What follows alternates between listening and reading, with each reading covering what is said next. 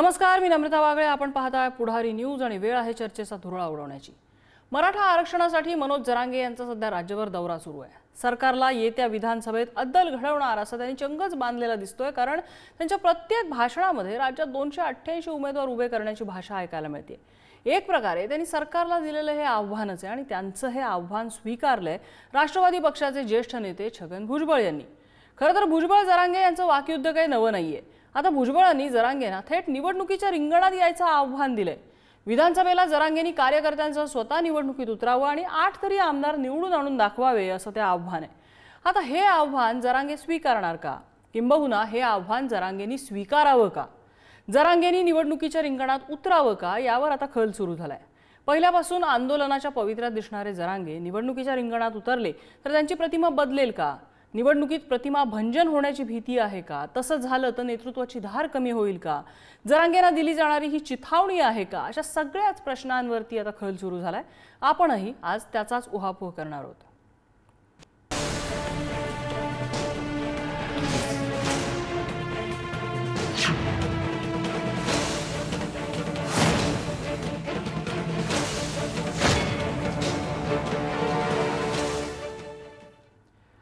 आणि याच संदर्भातल्या चर्चेत आपल्यासोबत सहभागी होत आहेत मराठा संघटक डॉक्टर अमरदीप गरड, त्याचबरोबर ओबीसी नेते बाळासाहेब कर्डक आपल्यासोबत आहेत. ॲडव्होकेट मंगेश ससाणे थोड्याच वेळा चर्चेत सहभागी होतील. भाजपचे सहमुख्य प्रवक्ते अजित चव्हाण आपल्यासोबत असणार आहेत आणि राष्ट्रवादी शरद पवार पक्षाच्या ज्येष्ठ नेत्या विद्या चव्हाण आपल्यासोबत आहेत. मी सुरुवातीला जाईन अमरदीप गरड यांच्याकडे. अमरदीप गरडजी, आता जे आव्हान मिळालेलं आहे जरांगे यांनी निवडणुकीच्या रिंगणात उतरावं का, मराठा कार्यकर्त्यांना काय वाटतं? नमस्कार सर्व प्रेक्षकांना. मॅडम, मी एक गोष्ट सांगू इच्छितो की जरांगे पाटील हे सुरुवातीपासून हे सामाजिक आंदोलन आणि मराठा समाजाच्या आरक्षणाशी संदर्भित आहे. पण जर विरोधक तुम्हाला आम्हाला डिवचण्याची भाषा करत असतील तर आम्ही लोकसभेला दाखवून दिलेलं आहे की मराठा जर ठरवलं तर काय करू शकतो. लोकसभेला आम्ही ठरवून असं काही केलं नव्हतं, फक्त इशारा दिला होता की विरोध करतोय त्यांना पाडा. पण आता जर असं म्हणत असतील की जरांगे पाटील 288 उमेदवार देणार का किंवा 88 उभा करा, 8 निवडून आणा, तर आजही आमची सामाजिकच आंदोलन आहे, सामाजिकच आहे, मराठा आरक्षणासाठी चाललेलं आहे. आम्ही कुठलीही राजकीय भूमिका घेत नाही आहेत आणि जरांगे पाटलांनी वेळोवेळी ज्यांनी विरोध केला आहे त्यांना विरोध केलेलाच आहे. म्हणजे आता परवाही काही महाविकास आघाडीचे लोक बोलले की बाबा 50%च्या वरचं किंवा काय आहे, तर त्यावेळेसही त्यांनी त्यांचा समाचार घेतलेला आहे. पण जर का आम्हाला आमचा अधिकार देणार नसेल तर जरांगे पाटील साहेब जो निर्णय घेतील तो निर्णय आम्ही मान्य करू आणि त्याप्रमाणेच आम्ही पुढचंही करू. पण सध्या तरी काही डिसाईड झालेलं नाही आहे. कोण आम्हाला डिवचतो म्हणून आम्ही तो काय निवडणूक लढण्याचा निर्णय घेतो किंवा हे नाही. पण जर जरांगे पाटलांनी म्हटलं की नाही आपल्याला 288 लढायच्याच आहेत तर आम्ही म्हणजे संपूर्ण ताकदीने लढू आणि संपूर्ण ताकदीने आम्ही मग ठरवून कॅन्डिडेट पाडू, हे तर नक्कीच आहे. आणि आता आपण जे म्हणताय की 288 जी भाषा उभा करून दाखवा किंवा हे जे म्हणतायत, ह्यांना जे नेते आहेत भुजबळ साहेब, त्यांना अमित शहा आणि मोदी साहेबांनी हे दिलं होतं की तुम्ही नाशिकमधून निवडणूक लढवा, तर ते का पळून गेले? कारण त्यांना माहीत होतं की बाबा ह्यांना जर दिलं तर हे पूर्ण आपलं नुकसान होणार आहे. तर आम्ही त्यावेळेस कुठलीही राजकीय भूमिका घेतलेली नाही. आजही आमची कुठलीही राजकीय भूमिका, आमचं सिंपल आहे की आमच्या हक्काचं आरक्षण आम्हाला द्या.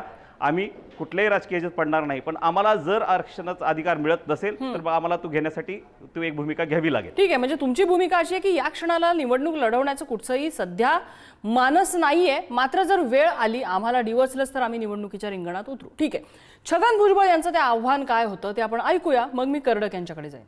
आम्ही 288 उमेदवार उभे करू. अरे 88 तर उभे कर, 288 कुठून करतो? आणि 288 मध्ये 8 तर निवडून ये ना, मैदानात ये, निवडणुका लढाव, हिम्मत असेल तर लढाव निवडणूक. चॅलेंज आहे माझं, 288 उमेदवार उभे करून दाखव. मगाशी चांगलं सांगितलं एकाने, म्हणजे त्याला हेही माहिती नाही या 288 मध्ये राखीव जागा आहेत, दलितांच्या राखीव आहे, आदिवासींच्या राखीव आहे, तिथे सुद्धा मराठा समाजालाच उभं कर. कर्णकजी, हे वाकयुद्ध काही आता नवं नाहीये. म्हणजे जरांगेंनी आव्हान देणं, त्याला भुजबळांनी प्रति आव्हान देणं, अरेला कार्य करणं दोन्ही नेत्यांमधलं, हे अगदी म्हणजे जरांगे पहिल्यांदा उपोषणाला बसल्यापासून आपल्याला माहिती आहे. आणि जरांगेंच्या निशाण्यावर भुजबळ असतात, भुजबळांच्या निशाण्यावर जरांगे असतात, हे चित्र महाराष्ट्राने बघितलेलं आहे. पण वेळ जिथे निवडणुकीची येते तिथे मात्र विषय गांभीर्याचा होतो. जरांगे निवडणुकीच्या रिंगणात उतरतील का असं तुम्हाला वाटतंय का? आणि भुजबळांनी जे आव्हान दिलेलं आहे ते जर जरांगेंनी पेलायचं ठरवलं तर पुढे काय आव्हान दिसतं? जरांगेंच्या लक्षात आलं असेल की आता आपलं आंदोलन कुठेतरी अयशस्वी होतंय, म्हणून कदाचित ते राजकीय प्लॅटफॉर्मवरती जाऊन 288 उमेदवार उभे करण्याची भाषा करत असतील. परंतु श्री जरांगे यांनी अभ्यास केला पाहिजे. जसं आदरणीय भुजबळ साहेब म्हणाले की या ठिकाणी SC ST साठी रिझर्व्ह जागा आहेत, त्या ठिकाणचे उमेदवार कसे उभे करणार. आणि सर्वात महत्वाची जरांगेंची असलेली मानसिकता, म्हणजे जी जातीवादी मानसिकता आहे. अगदी बीडमध्ये आपण जर बघितलं तर पंकजाताईंनी त्या ठिकाणी उमेदवारी केली तेव्हा जरांगेंनी केलेली जे वक्तव्य होते ते आपण तपासून बघितलं पाहिजे. त्यातून त्यांच्या मनामध्ये असलेला जातीवाद हा शब्दातून या ठिकाणी झळकत होता. आणि महाराष्ट्र हे फुलेशाह आंबेडकरांची भूमी आहे. इथं कुठल्याही एका जातीने किती आटापिटा केला तरी पण या ठिकाणी समानतेच्या विचारधाऱ्यावरतीच तुम्हाला या ठिकाणी राजकारण करता येणार आहे.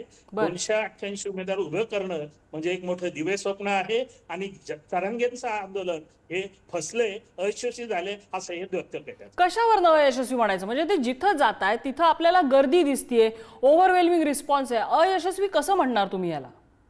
असं गर्दी दिसली म्हणजे त्याचं मतांत रूपांतर तर झालं पाहिजे ना. जोपर्यंत ते 288 उमेदवार उभे करत नाही तोपर्यंत त्यांना लोकांनी मतं देत नाही, तोपर्यंत त्यांचा राजकीयपणे त्यांना स्वीकारलं असं म्हणता येणार नाही ना. कदाचित ते सामाजिक पातळीवरती यशस्वी झाले असतील, परंतु राजकारण हे वेगळ्या स्वरूपाचं असतं. 288 उमेदवार उभं करणं, जेव्हा ते उमेदवार उभे करायला जातील तेव्हा त्याचा प्रत्यय येईल त्यांना. बर, ठीक आहे. विद्या चव्हाण आहेत आपल्यासोबत. विद्याताई, ह्या सगळ्या आव्हान प्रति आव्हानांकडे तुम्ही कसं बघताय? आणि राजकीय क्षेत्रातली एक व्यक्ती म्हणून जरांगेंसारखा व्यक्ती जे आता आंदोलनाच्या पवित्र्यात आहेत, सामाजिक आंदोलन त्यांनी उभारलेलं आहे, अशा व्यक्तीने निवडणूक लढवावी का? कुणाच्याही आव्हानाला बळी पडून म्हणा किंवा राज्यातली परिस्थिती पाहून म्हणा, त्यांनी निवडणूक लढवावी का?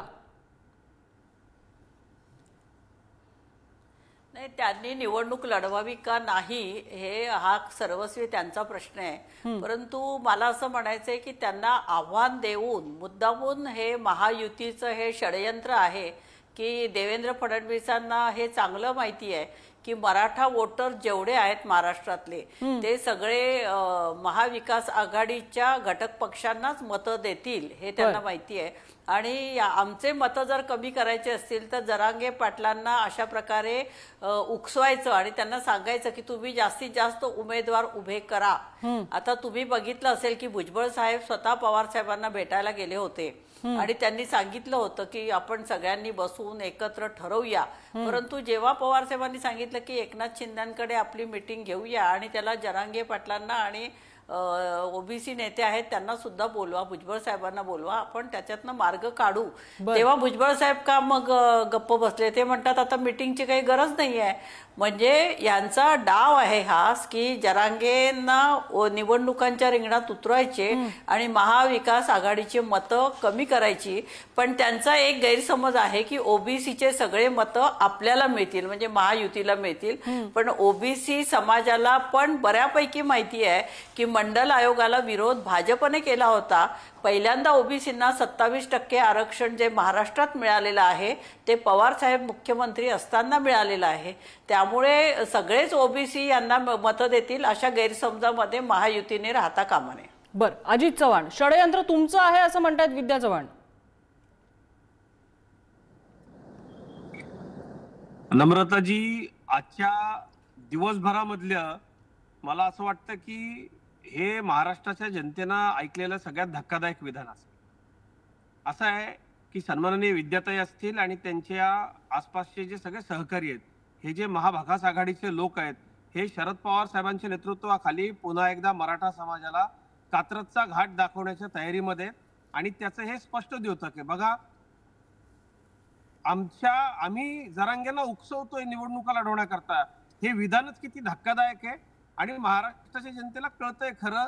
आता खरं तर कळलं या टप्प्यामध्ये कारण मी आधी एक मराठा आहे आणि अजूनही या लोकांनी स्पष्ट केलं नाही, शरद पवार साहेबांनी याचं उत्तर दिलं नाही, उद्धव ठाकरेजींनी याचं उत्तर दिलं नाही, काँग्रेसनी, नाना पटोलेंनी, राहुल गांधींनी हे स्पष्ट केलं नाही की मराठा समाजाला ओबीसीतून आरक्षण देण्याच्या बाबतीत त्यांचं मत नेमकं काय. हे खोटारडे लोक आहेत. यांनी संविधान धोक्यात आहे असं सांगितलं. अहो, भारतीय जनता पक्षानं संविधानामध्ये ज्या दुरुस्त्या केल्या त्या कशासाठी केल्या, तर अटलजींनी एकदा केली आणि मोदी सरकारने अजित चव्हाणजी त्यांनी स्पष्ट केलेलं आहे की ओबीसीमधनं जर मराठा समाजाला आरक्षण देता येत असेल तर ते द्यावं, आमचा त्याला पाठिंबा असेल, किंवा आरक्षण देण्याच्या बाबतीत सरकारची जी भूमिका असेल त्याला आम्ही पाठिंबा देऊ. हे उद्धव ठाकरेंचं पत्रकार परिषदेतलं वक्तव्य आहे. येस नम्रताजी, आता आपण जे बोललात हेच मला महाराष्ट्राच्या जनतेला सांगायचंय की कशा पद्धतीनं हे लोक कात्रजचा घाट दाखवतायत.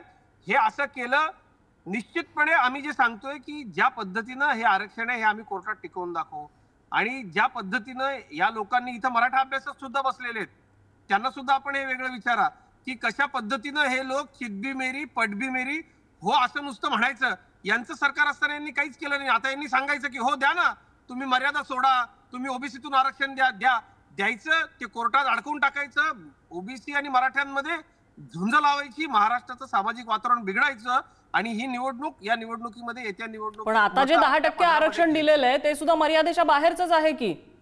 निश्चितपणे मी तुम्हाला सांगतोय की हे मर्यादेच्या बाहेरचं आरक्षण जरी असलं तरी त्याच्या बाबतीमध्ये केंद्र सरकारशी चर्चा करू आणि ते कसं घटनात्मकरित्या बसवायचं आणि ते कसं कोर्टात टिकवायचं.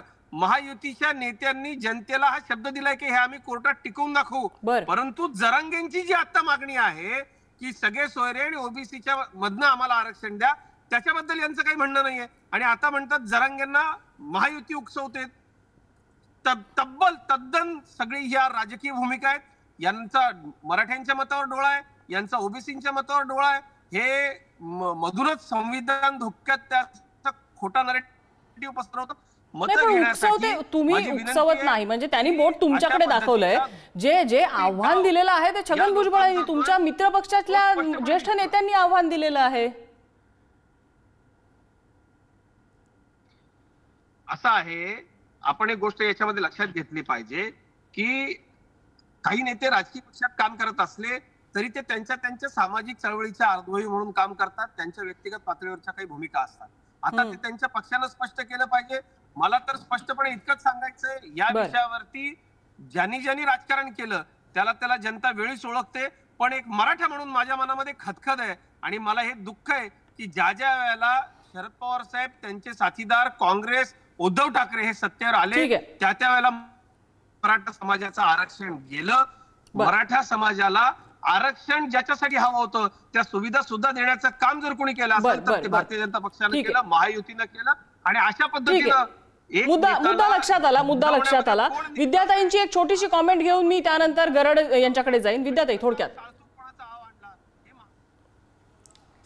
नम्रता, मला फक्त एकच मुद्दा अजित चव्हाणांना विचारायचा आहे की फक्त महाराष्ट्र राज्याचा हा प्रश्न नाहीये, तिकडे गुजरातमध्ये पटेलांचा आहे, जाटांचा आहे, अनेक लोकांचा प्रश्न आहे. आणि आरक्षणाविरोध हा भाजपचा आहे. मंडल आयोगाला भाजपने विरोध केला होता, व्हीपी सिंगांचं सरकार पाडलं होतं. आता मला म्हणायचं आहे की संसदेमध्ये सरकार कोणाचं आहे, तर मोदी आणि यांचं सरकार आहे. हे जे आम्ही आता तिसऱ्यांदा निवडून आलो म्हणजे मेजॉरिटी तुमची आहे. 50% मर्यादा हटवण्याचं काम हे शरद पवार करू शकत नाहीत. तुम्ही म्हणतायत की कात्रजचा घाट दाखवणार. अहो, आमचा काही संबंधच नाही ना, सत्तेमध्ये तुम्ही बसलेला आहात. 50% आरक्षणाची मर्यादा वाढवून घेणं हे संसदेमध्ये तुमच्याकडे मेजॉरिटी तुमचं काम आहे, तुम्ही करा ना. ठीक आहे, अजित चव्हाण याला उत्तर द्या थोडक्यात, मग मी गरड यांच्याकडे जाईन. हा प्रश्नच नाही. विद्याताई, ते काम आमचं आहे आणि ते आम्ही करणारच आहोत. म्हणून आम्ही मर्यादेच्या वरचं आरक्षण दिलेलं आहे. ठीक आहे, आता हे मर्यादेच्या वरचं आरक्षण कशा पद्धतीने टिकवलं जातं कोर्टात हे आपल्याला बघावं लागणार आहे. मात्र या जर तरच्या गोष्टी आहेत. गरडजी, या सगळ्यामध्ये हे दोन्ही राजकीय पक्षांचे असे आरोप आहेत की मनोज जरांगे पाटील यांचा निवडणूक लढण्यासंदर्भातला निर्णय जो काही असेल तो, किंवा स्वतः मनोज जरांगे पाटील आणि त्यांना असलेला पाठिंबा, त्यांचा राजकीय टूल, राजकीय एक प्यादा असा वापर त्यांचा करून घेतला जाऊ शकतो, असा एक आरोप समोर आला. कडक त्यांना सांगू इच्छितो की जरांगे पाटील कधीही जातीवादी नाही आहेत. भुजबळ साहेबांचे प्रत्येक स्टेटमेंट आहेत ते जातीवादी आहेत. मराठा समाज सगळ्यांना सोबत घेऊन जाणार आहे आणि जरांगे पाटलांना सगळं माहिती 288 उमेदवार उभे करायचे म्हणजे काय फक्त सगळे मराठ्यांचेच उमेदवार करणार नाही, त्यांना तेवढेही नॉलेज आहे. आम्ही कधीही सामाजिक आंदोलन आहे आमचं, मराठा समाजांच्या हक्कासाठीच आंदोलन आहे. आम्ही 50%च्या आतलंच मागितलेलं आहे. सगळे सोयरेचीही लिहून दिलेलं मुख्यमंत्र्यांनी की बाबा वाशीमध्ये जे आपलं हे दिलं झालं होतं 25 तारखेला, त्याची मुख्यमंत्र्यांनी दिलेला शब्द आहे, तो शब्द त्यांनी पाळला पाहिजे. दुसरी गोष्ट आहे की हे आरक्षण जे 50%च्या आतलं मागतोय, हे जे आघाडीवाले जर म्हणत असतील की 50%च्या वरचं वगैरे जे 50%चे हे वाढवा, तर ते कॅप वाढवू शकते का नाही ते बिहारच्या आपल्याला परवाच्या निर्णयावरून कळू शकते. हायकोर्टने आणि सुप्रीम कोर्टने तेही आरक्षण कॅन्सल केलेलं आहे. त्यामुळे आमची ही मागणी 10% SABCची नाहीच आहे. आमची मागणी ही OBCतून आरक्षणाची आहे. 54 लाख जर नोंदी कुणबी म्हणून सापडत असतील किंवा मराठा सापडत असतील तर मग मराठा आणि कुणबी एकच आहे. ह्यापेक्षा आणखी वेगळं काय तुम्हाला पुरावा पाहिजे असतं. आणि लोकसंख्येचा विचार केला तर जे काही 32% आरक्षणमध्ये त्यामध्ये मराठा बसतोच आहे. 34% जे काही 2011ची आकडेवारी आहे OBCचे ते 32% आरक्षण घेत आहेत. मग मराठा त्यामध्ये तसं जर म्हणलं 17% आरक्षण पाहिजे. मग हेच आरक्षण जे वरचं 16% आहे ते बघा गरडजी, सरकारची काय आता सध्या मानसिकता OBC मधनं मराठ्यांना आरक्षण देण्याची दिसत नाहीये. त्यांची त्याला काही कारणं असतील, कोर्टात टिकत नाहीये किंवा काही डेटा पूर्ण अवेलेबल नसेल, व्हॉट एव्हर त्यांची जी काय कारणं आहेत ती. पण मग ह्या मागणीसाठी ही मागणी जर सरकारकडे पूर्ण होत नसेल, निवडणुकीपूर्वी पूर्ण व्हायची शक्यता सुद्धा कमी दिसतेय. मग जरांगे पाटील त्यांनी जो शब्द सांगितलेला आहे की जर आम्हाला दिलं नाही आरक्षण तर निवडणुकीला आमचे मोहरे आमचे मावळे उभे करणार, ते स्वतः निवडणुकीच्या रिंगणात उतरणार का, हा खरा या घडीचा प्रश्न आहे. मॅडम नक्कीच जरांगे पाटील साहेब म्हणलेले की 29 तारखेला आहे ते काय डिक्लेअर करतील. त्यानंतर जरांगे पाटील जो निर्णय घेतील त्या निर्णयाशी आम्ही सहमत असू. आम्ही पूर्ण ताकदीशी आणि आम्ही संपूर्ण समाजाला, फक्त मराठा समाज म्हणूनच नसेल तर आमच्यासोबत जो जो कोणी समाज येईल, मग ते OBC बांधव असतील, कुठल्याही राजकीय नेत्याने असे समजून की ते OBCचे हस्तक आहेत की काय नेते, ते संपूर्ण OBC समाज आणि हे आहे गावोगाव एकत्र आहे. कुठेही दुफळी नाही आहे. शाहू फुले आंबेडकरांचा आणि छत्रपती शिवाजी महाराजांचा महाराष्ट्र आहे. त्यामुळे कुठलंच इथे यांचं जे आहे की मुद्दा चालत नाही, हिंदुत्वाचा चालत नाही, जातीवादाचा चालत नाही. मग आता काय करायचं, मतं कशी घ्यायची. तर त्यामुळे हे OBC आणि मराठा वाद निर्माण करण्याचा प्रयत्न करतायत, पण हा वाद निर्माण होत नाहीये. आणि आम्ही ही जबाबदारीने सांगतो की जिथे कुठे अन्याय होईल, अत्याचार होईल, तिथे आम्ही मराठा म्हणून सगळ्यात पुढे होऊ. पण राजकीय भूमिकावर निवडणुकीच्या रिंगणात उतरायची वेळ आली तर जरांगेंनी कुठल्या समविचारी राजकीय पक्षाचा आधार घ्यावा, त्यांच्या तिकिटावर निवडणूक लढवावी असं कार्यकर्त्यांना वाटतं की स्वतंत्र अपक्ष निवडणूक लढवावी वेगळी संघटनेची. स्वतंत्र अपक्ष जरांगे पाटील जर म्हणले की आपण हे की आम्ही सर्व समाजांशी चर्चा करू, जे आमच्यासोबत येतील, बाराबलुतेदार असतील, काही मुस्लिम बांधव असतील, दलित वंचित असतील, सगळ्यांना सोबत घेऊन आम्ही नक्कीच त्याच्यावर चर्चा करून, आणि जसं मागे लोकसभेला बघितलं तसं आघाडीच्याही लोकांनी किंवा युतीच्याही लोकांनी हे करू नये की आम्हाला फायदा होईल यांच्या इलेक्शन लढण्याना, किंवा आम्ही त्यावेळेस ठरवून मग आम्ही नावं घेऊन त्यावेळेस हे करू, त्यांच्या वेळेस कॅन्डिडेट देऊ आणि नक्कीच महाराष्ट्रामध्ये बदल घडून येईल. आणि फक्त आरक्षणासाठीच नाही तर महाराष्ट्रातील हे भ्रष्ट लोकांना सगळ्यांना प्रस्थापित आम्ही घरी बसवण्याचं काम करू. पण हा निर्णय सर्वस्वी माननीय मनोजदादा जरांगेंचा असेल आणि त्यानंतर मग आम्ही संपूर्ण महाराष्ट्र मराठा समाज आणि इतर बांधवी त्यांच्या मागे पाठीशी ताकदीने उभा राहू. ठीक आहे, मी कर्डक यांची कॉमेंट घेते मग अजित चव्हाणांकडे जाईन. कर्डकजी बोला. असं आहे, हे जरी फुले शाह आंबेडकरांची भाषा बोलत असाल पण यांचं जे वागणूक आहे, आज तुम्ही मराठवाड्यामध्ये जाऊन बघा, तिथे संपूर्ण OBC समाज, तिथला SC समाज, तिथला SC समाज आज स्वतःला असुरक्षित त्या ठिकाणी समजतोय. जी लोक मराठेतर बहुजन समाजातील इतर जातींना आजच्या घडीला असुरक्षित कार्याने गेले, ते कुठल्या भरोश्यावरती 288 जागा लढवणार आहेत. आणि महाराष्ट्राला काय काय आदर्श महाराष्ट्राच्या राजकारणामध्ये ही लोक देणार आहेत. हे ज्या पद्धतीने समाजकारणामध्ये आंदोलन ज्या पद्धतीने यशस्वी झालं, तशाच पद्धतीने यांची राजकारणाची जी भाषा, यांचं राजकारण पण अयशस्वी ठरणार आहे. कारण यांचा माळाच यांचा म्हणजे यांचं संपूर्ण समाजकारण अरे राजकारणच मूलतः जातीवादावरती आधारित आहे. त्यांचं असं म्हणणं आहे की जाणून बुजून हा OBC विरुद्ध मराठा असा वाद उकरून काढला जातोय काही नेत्यांकडनं. त्यांचा रोख मला वाटतं भुजबळांकडे असावा. सुरुवातीला जेव्हा जरांगेंनी 2 महिने भुजबळ साहेबांवरती OBC आग पाखड करत होते, 2 महिने आदरणीय भुजबळ साहेब त्या ठिकाणी शांत होते.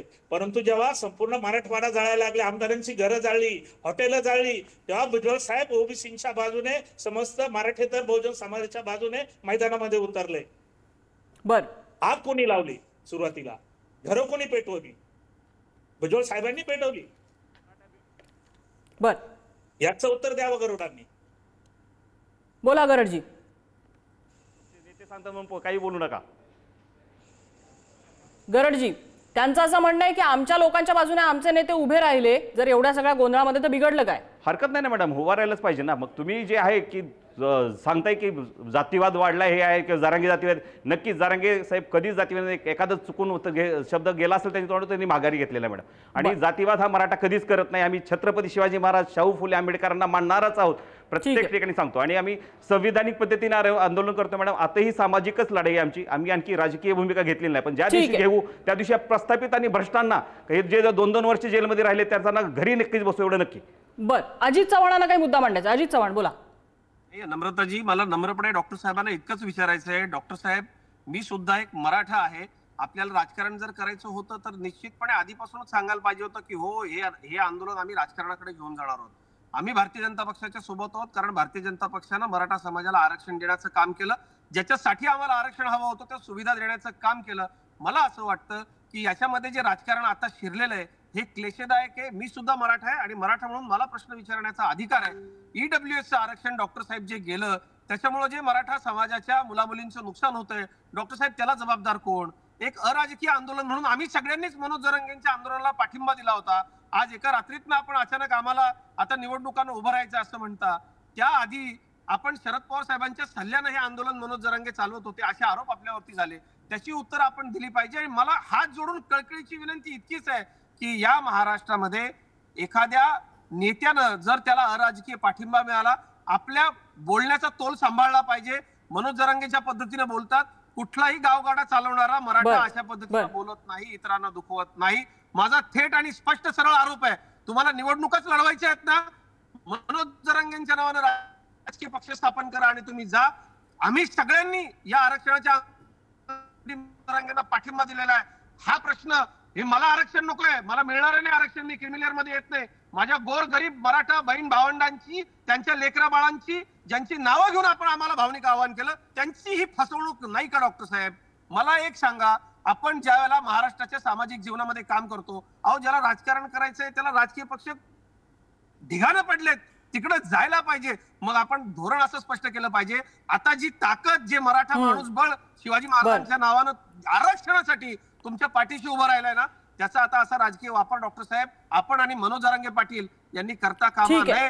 सरकार येतील, सत्ता येत जात राहील, तो विषय नाही. ज्या ज्या वेळेला आमची सत्ता आली आम्ही मराठा समाजाच्या पाठीशी उभं राहिलो.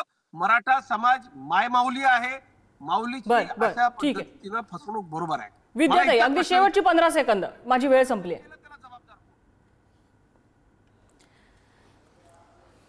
नम्रता, मला एक म्हणायचं आहे की जे पिछडे आहेत, म्हणजे जे मराठे असतील किंवा आणखीन लिंगायत असतील किंवा धनगर असतील, ज्या ज्या समाजाला शैक्षणिक आणि नोकरीमध्ये आणि याच्यामध्ये आरक्षणाची आवश्यकता आहे त्यांना आरक्षण दिलं पाहिजे.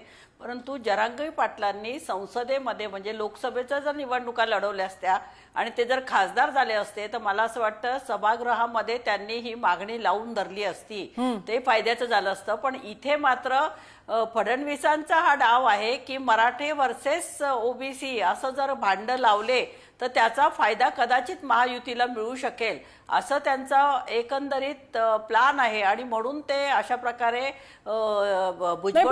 विद्याताई, ही दुसरी बाजू सुद्धा आहे ना त्याला, की मराठा विरुद्ध ओबीसी अशी भांडणं लागली तर कदाचित महाविकास आघाडीला सुद्धा फायदा मिळू शकेल उरलेल्या गटाचा. ही दुसरी बाजू सुद्धा आहे की त्याला फसवणूक केली त्यांनी. आणि सातत्यानं वारंवार महाविकास आघाडीला काय लोकांनी जर काय स्वतःच कॉन्शियस जर काय जागृत ठेवलं आणि निवडणुका आहेत आणि निवडणुकांमध्ये जर आरक्षण मिळायचं असेल तर आपल्याला महाविकास आघाडीच्या बाजूने राहायला पाहिजे असं जर लोकांनी ठरवलं तर लोक ठरवू शकतात. तुमचं हे जे वाक्य आहे त्याच्याशी मी अर्धी सहमत आहे की लोकांनी जर आपलं कॉन्शियस जागृत ठेवलं तर त्यांना काय करायचं याचा निर्णय योग्य पद्धतीने नक्की घेता येईल. कारण काय राजकीय घडतंय आपल्या आजूबाजूला, काय सामाजिक घडतंय, काय अराजकीय घडतंय, हे सगळंच्या सगळं ह्या लोकांना कळत असतं. काही वेळा त्यांची अपरिहार्यता असते मत देण्यामध्ये, काही वेळा ते मत कशा पद्धतीने आपलं ट्रिक करू शकतात आणि कुणाला कसं आसमान दाखवू शकतात हे नुकत्याच झालेल्या निवडणुकीत दिसलेलं आहे. मात्र लोकांचा तो कॉन्शियस जागृत झाला पाहिजे की कोण राजकीय आहे, कोण अराजकीय आहे, कोण आपल्यासाठी, आपल्या देशासाठी आणि राज्यासाठी फायद्याचं आहे, ह्याचा विचार आता लोकांनी करायला हवाय. कारण ह्या अशा गोष्टी आता निवडणुकीच्या पूर्वी उठतच राहणार आहेत. या चर्चेसाठी सगळ्या मान्यवरांनी आपल्याला वेळ दिला, सगळ्यांचे आभार. चर्चेचा आजचा धुरळा इथेच संपला. उद्या पुन्हा भेटूया नवीन विषयासह. पाहत रहा पुढारी न्यूज.